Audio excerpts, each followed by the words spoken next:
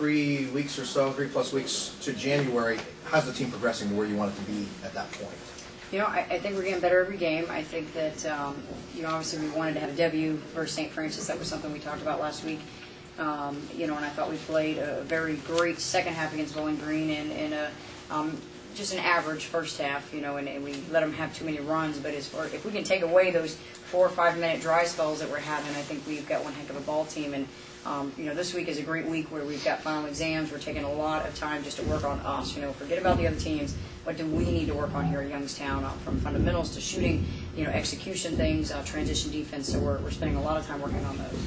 What is your focus this weekend on some of those individual things that this team needs to do to get over the hump? I think just our individual skill work and then putting it together with the team. So we're trying to do a lot of stuff where we kind of break up and go versus zero, whether it be the fast break, the quick hitters, our offense execution, defensive, and then throw it back together as a team. So now we went versus zero. We worked on running it smoothly, or just a couple people on defense, and then putting it back together. Okay, now teams and make it competitive. And I'm really big on always making everything, competition. We never just do starters versus the bench. I really like if we're working on our one quick hitter, we might put one group of ladies together, and then if we were working on a different one, who's going to be best coming off the on ball, who's best coming off the back screen, who's best coming off the stagger screen. So we always are trying to make even teams and then let them compete. Losers have to run, and that's something that is definitely making practice more and more competitive as well. Is this a frustrating process for you as you're kind of just working through all these new phases and the new situation? Is it frustrating for you, though, at all? Sure, if I thought about our record a lot, I actually try and forget about that, and trying to keep my focus as the person running the ship and being the leader. You ask yourself, what do I need to do? Because they're going to feed off of you, and I know the more I just focus on getting better every day, little improvements, making sure they're still learning the game, teaching the game, and the execution part, then I find that they focus on that too. And if I just sat around and thought about how miserable it is to be 1-6, then they would do the same thing. So I'm trying to be the best leader I can be with my staff, with my team, and just be positive, upbeat about it, and always demanding the best from each person every day, whether that's their shooting or whatever it may be, even their academics. Just demanding the best from them. As long as they're giving us their best effort, then I've got to be pleased with that, and I am very pleased with that. I think the ladies are working hard. I think they're a fun, bright group, a wonderful group of young ladies to work with, and they really are not happy about winning, but yet they're still positive about the bright future in January.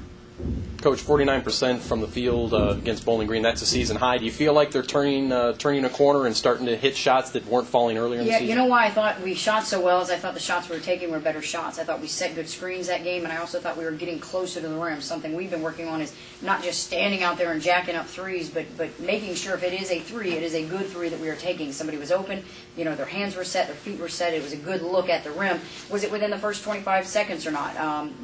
We don't want to put up a three right now. We aren't the team to put up a three with 5 seconds off the shot clock. We want to take a three within our offense because we had a good look and somebody was wide open. So something we're still continuing to work on is shot selection. What is a good shot and what's a good shot for you, and you. Who should be taking the three? Who should we be getting in close to the basket? So I think that definitely helped with our percentage. I thought Jaquetta and Kelsey did a great job of attacking the rim versus Bowling Green, and then in turn the other guards started to do the same, and it freed up a lot of good, easy shots for us. Where when you're shooting in the paint, it's a lot different than just inside the three-point line. So I think our shot selection was just much better. Just one more building block, right, Coach? Oh yeah, if I can sit here and say all the things that you need to work on, there's 20 things fundamentally we should all be working on as college basketball coaches. I'd say every day of our lives, and we just don't have the time to do that.